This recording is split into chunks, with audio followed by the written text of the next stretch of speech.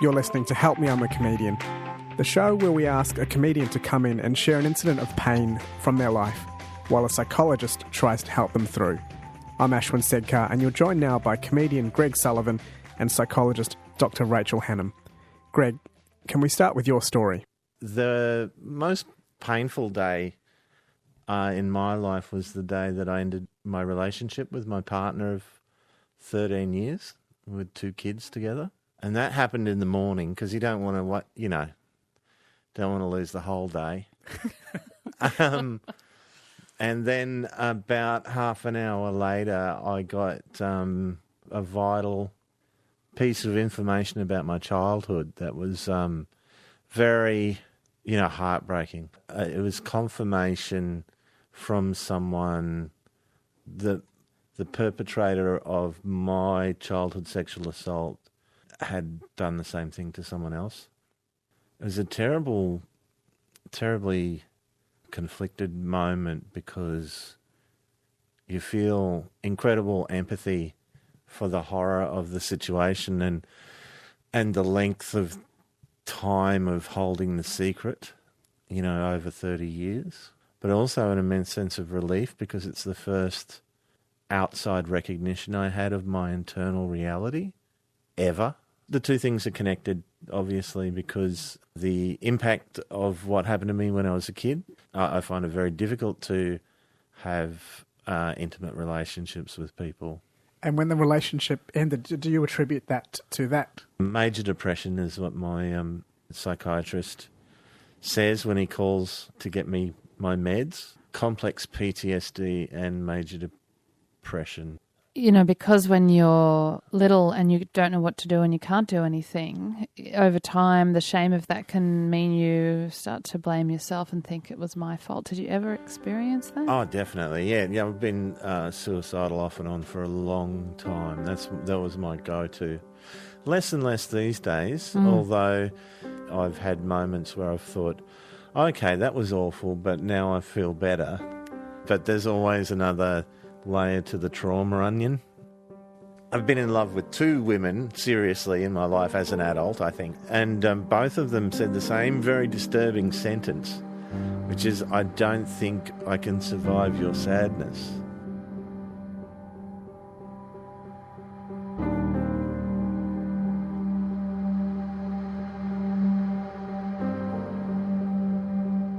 One of the first conversations I had with you about this topic is we were sitting in the Albion Comedy Club. Yeah. And I said, I don't think I can do this comedy. I don't have enough wrong with me. And you had said at that time, you just haven't found it yet. Keep looking. Yeah, luckily I found it a month later. There's all sorts of problems in there. So you're good at pointing that out. I saw those problems. Yes. I knew those problems. Yes. It seems like you have a really healthy relationship with sadness, or at least a different relationship with it than the majority of people in this culture who think sadness is a really terrible thing and to be feared. I think my wounds are being healed through contact with other people and learning about other people's life and their suffering and how they cope with it, I've been doing jokes about suicide for about 15 years, so I've met a lot of people who've been suicidal and a lot of people who've survived adverse childhood experiences, and it makes me feel better, which is why I talk about it. The difficult thing is that, when I'm having a relatively good period of mental health, then I become more expansive and I make plans to do things, and then almost inevitably then I'll have a long period of depression and I won't want to do any of the things. I'll have no energy or ability to focus on any of the things that I planned to do when I was feeling well, which is a terrible affliction in show business when you don't have a regular gig, because most of show business is trying to find a regular gig and or create something for yourself. I can imagine that's hard, because one of the things some people with depression find helpful is routine, structure, predictability. It's hard to get that in your line of work. Yeah, well, I kind of had it when I worked on the radio. I worked for commercial radio for 14 years, and it was very difficult, it was very challenging. It took up a lot of time. I don't know how many sick days I had in 14 years, but you don't take sick days in commercial radio because someone else has your job when you get back. So you didn't take many? Not many at all. And that was when I was going through the early stages of my therapy for my adverse childhood experiences and my PTSD. That was very difficult. Greg, you mentioned adverse childhood experiences. Can you explain what they were in your case and what impact they had? So the sexual assault, which is also violent and incredibly frightening, the secrecy and the psychological stuff that went on to make sure that no one knew what was going on. Was that something you were threatened with, or did you just feel that you yourself had to keep it a secret? Difficult to say, because another problem I have is there's not a lot there for me for that time, because a lot of it wasn't much fun. So the memories aren't all there, they're not all clear? No. And that was, a big part of what pointed me towards sort of working through this started when my oldest son was born, which is pretty common amongst it is. Friends of mine that have been through this stuff. It's because when you see a baby and you think about childhood stuff and you keep coming up with blanks, then that becomes very disturbing. Trying to remember your own early life. Yeah. You come up blank. Yeah. That process was extremely painful. But I wouldn't be able to sit with you now and talk rationally without, when I started in on this process, every time I thought about it was incredibly emotionally difficult. But now, since working with my psychiatrist and doing EMDR, which I'm sure you can eye movement, desensitization, reprocessing, trauma treatment. Yeah, so that allows me now to just accept that this is something that's a part of my life and I have to acknowledge it. And I've disclosed to all the people that I love. EMDR helps you to be able to think about it, talk about it and stay present while that's happening, doesn't it? Yeah. It's still tricky, though, because sometimes I feel myself sort of leaving my body a bit. Do you know what it's like to dissociate? No. It's kind of fun, but not. The brain and body's way of surviving something very traumatic. Yeah. So it's trying to keep you alive. It's trying to help you survive. So it can't be all bad, but it carries into adulthood. Yeah, and there's stuff that I used to do as a kid. I used to sort of rock backwards and forwards. Have you ever seen like a zoo elephant or a circus bear? They tend to rock backwards and forwards quite a lot. It's a self-soothing behaviour. It's a self-soothing behaviour, according to the psychologist that I know. So I would kind of rock backwards and forwards, and I would hit my head on the wall in my bedroom, which was kind of self-soothing and painful at the same time. So these days I have like one fingernail, even if I'm trimming all my fingernails, I have one that I leave a bit long and I can dig it into the palm of my hand. When I dissociate, I kind of can't feel my body very much. So doing that kind of reminds me that I'm alive. Yeah. You ground yourself with a bit of a grounding. stabbing. Yeah. So and also overeating. That horrible feeling of just when you've eaten too much. Yeah. That feeling, you get the pleasure of eating the food, and then when you overeat, you get the pain mixed in with that pleasure response. So, I do this in a milder way. When I think about something embarrassing I've done, I'll sometimes smack myself in the head. Like, why did I just smack it's almost like a minor punishment you're giving yourself. Wow, what a horrible, Indian movie sort of stereotype that is too. Look at the Indian comedian. He's slapping himself in the head. Yeah. I think all of us do some version, like scrunching your toes in a meeting that's getting very stressful and you feel anxious, fidgeting, nail biting, hair twirling. I think all of it is a way of trying to stay present when you're highly anxious or, really depressed. Yeah. Because we dissociate with severe anxiety and depression. Before the first session of EMDR that I did with my psych, I was just crying so much and I was rocking backwards and forwards. I couldn't help. I just had no It was just the worst. And this was before the appointment. And I went in and I had the MDR, and I still see my psychiatrist. I'm broke. I have no money, and he sees me for not full freight. A few years later, I was in the same office again, and I was seeing my psychiatrist on a regular basis. I had issues, but totally not the core issue. Other stuff that had stemmed from it. And there was a lady who was in her 50s, and she had a teddy bear, and she was doing that exact same rocking backwards and forwards. And I just handed her a tissue the same way that someone had handed me a tissue. And I thought, I'm never going to be at that point again.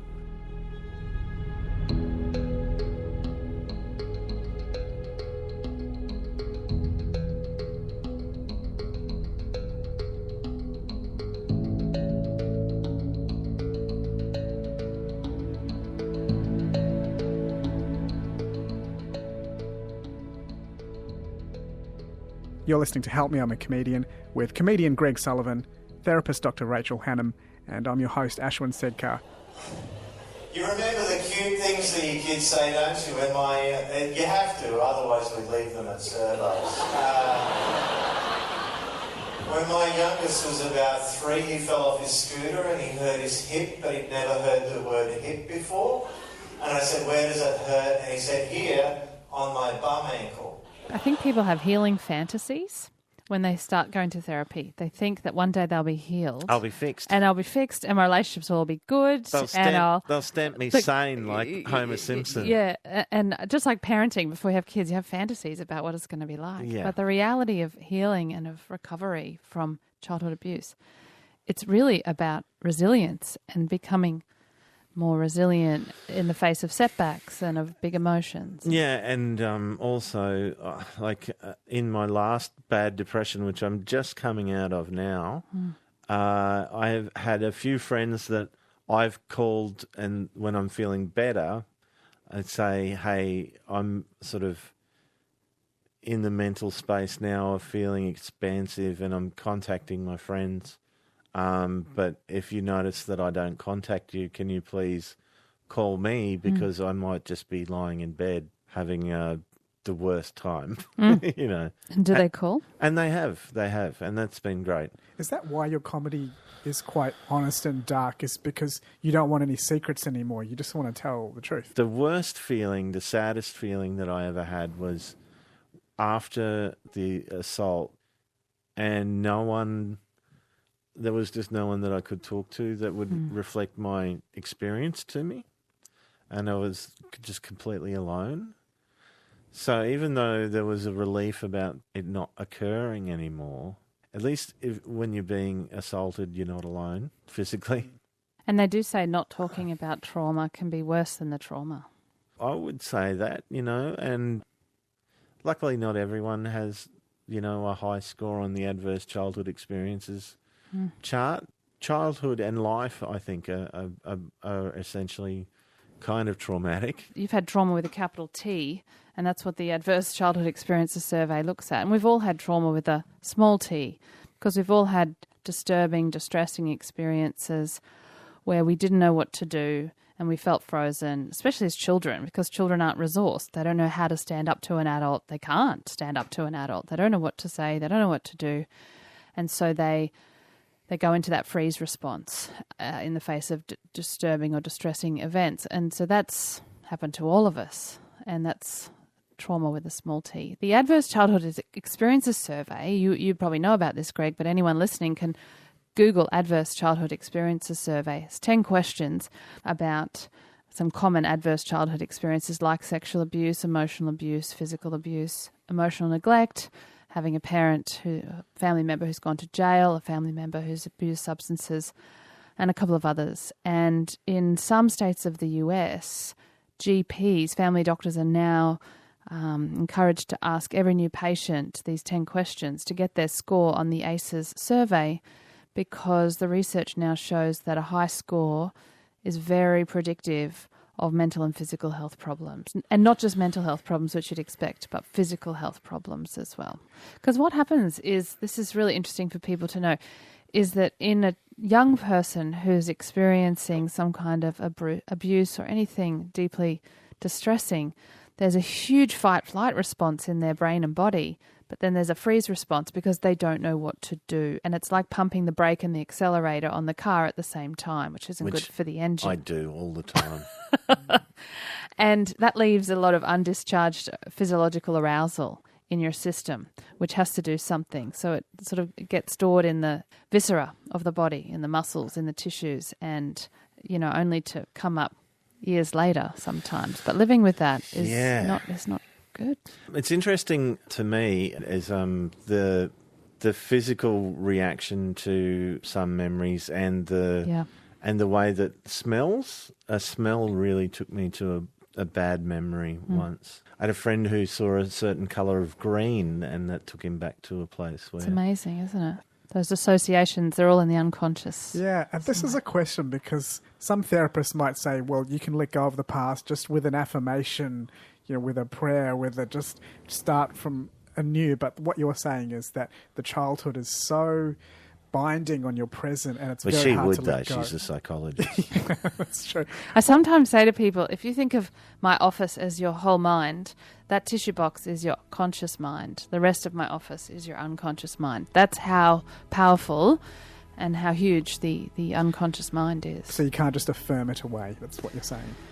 Look, I'm not against affirmations used in the right way at the right time, but yeah, I mean, I think what we do to try and cope, and you probably relate to this, Greg, is we intellectualise. Saying that I'm not against is not a very affirmative way to affirm affirmations. I'm not against affirmations, true.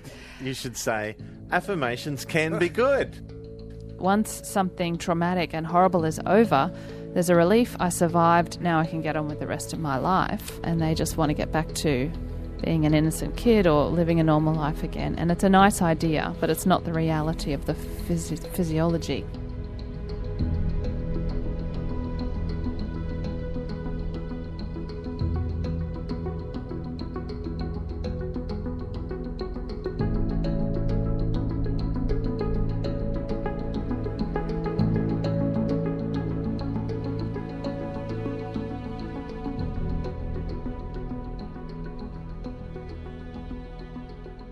This concept of defense mechanisms comes up a lot when we're having these conversations. Can you explain that defense to us? I'm very fat. Like at the moment, I am the oldest and fattest I've ever been. I've been this fat before, but never this old and fat. Because I've had a bad run of mental health, and I've been overeating a lot and put on a lot of weight very quickly. Does food kind of numb you when you're feeling anxious, or does it sort of make you feel alive when you're feeling depressed, or something else? Both. It does everything. It's food. I get to punish myself and give myself a treat at the same time, which seems to be something I'm fond of. I noticed when I lost a lot of weight when I was working at a commercial radio station, which is a haven for alpha males, that when I dropped below a certain weight, they sort of started doing alpha male-y stuff with me. Like what? Just, like a bit of a punch on the shoulder. Fine stuff, like absolutely fine. If I'd had a brother who was close in age to me, or if I'd played footy, I'd just be like, wouldn't even notice it. But my brother was quite a bit older than me, and we never did any of that sort of roughhousing stuff, because it wouldn't be roughhousing, it would just be him hurting me. Pummeling you. Yeah. So it was like it was a button pushed. Like a part of me just went, if that's going to happen when I get, when I lose 50 kilos, then I don't want to deal with that. Because when you're very fat, you kind of disappear. You're a bit sort of invisible. And when you lose a lot of weight, people start looking at you, which is very uncomfortable in a way. Because I want attention, I want people to look at me, but at a time of my choosing. Yes. And for a reason that I choose.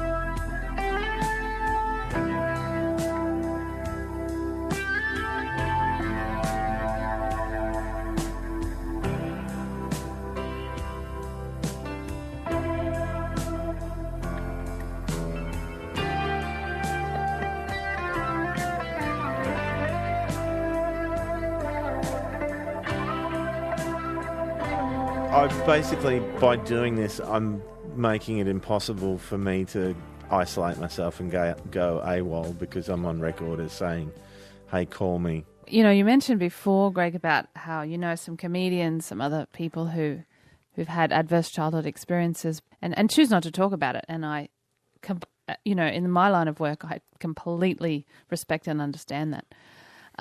But they do say about trauma that trauma is caused often, particularly complex PTSD, is caused by other people. So the balm also is other people. The healing comes through other people. Yeah. For trauma caused by other people.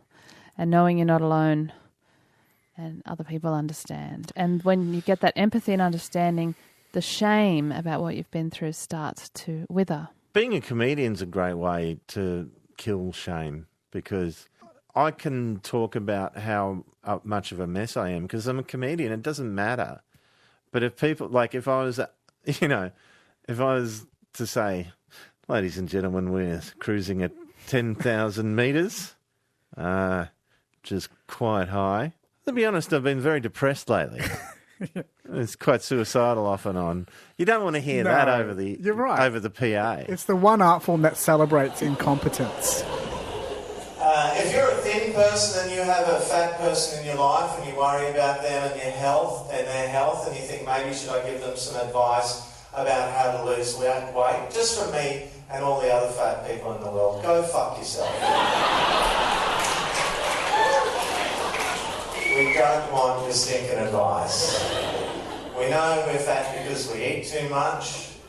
We've worked that out. Take it back a few steps. Why do we eat so much? Well, generally it's the only thing that helps with the terrible, overwhelming sadness or the horrible emptiness or loneliness or the overwhelming rage. There's a lot of anger behind this fat, and you think people are lucky us fatties eat our feelings, because if we didn't, a lot of you pricks would be getting stabbed. So what would you say to someone who is listening to this who has recently been feeling suicidal or is feeling suicidal? Well, having been through it so many times myself, I know that the feeling goes away. Yeah. And then, I've had amazing experiences really shortly after being suicidally depressed. I met a great woman and fell in love with her when I was really, really incredibly low, and we both learned a lot from each other, I think, and had some amazing experiences. Get professional help, obviously, that's the first thing. I was afraid of medication for a long time, but I'm on medication now and it helps a lot. We regulate through other people, through relationships. When you're depressed, you lose a sense of the proper perspective. GPS works through triangulation. In order to find out where you are, you need two other points of reference. So if you're going through mental illness, you need to have trusted and well-intentioned people to reflect back to you where you are, and more than one of them. Because if you just have one other person reflecting back to you, neither of you know where you are. This is what's so sad when someone takes their own life due to suicidal thoughts, because they're not calculating the costs and benefits rationally, are they, Rachel? Like your cortex changes. You're not doing the sums the way you would if you weren't depressed. Exactly. A psychiatrist I know says it like this, and I sometimes share this with people. If you're about to take your own life, you're about to make the biggest decision that you'll ever make when you are the most impaired that you will ever be.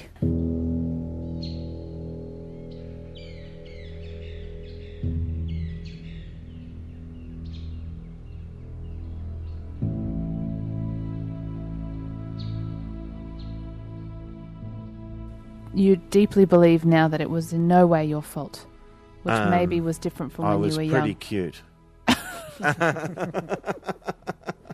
I am not going to laugh at that. But, young people believe that somehow they deserve it or it's their fault, but it sounds like you don't believe that anymore. I'm trying my best not to. Okay. the emotion is still there occasionally, you know. Of course, It's been a long time. Like, I used to have a constant internal monologue of "you're terrible." The monologue swore, so I can't say the exact monologue. It was along the lines of "you're terrible, everyone would be better off if you were gone." That went away one day, and that was just an amazing thing to have that constantly in your head for 20 years and for it to go away. It's like, it feels like magic, you know.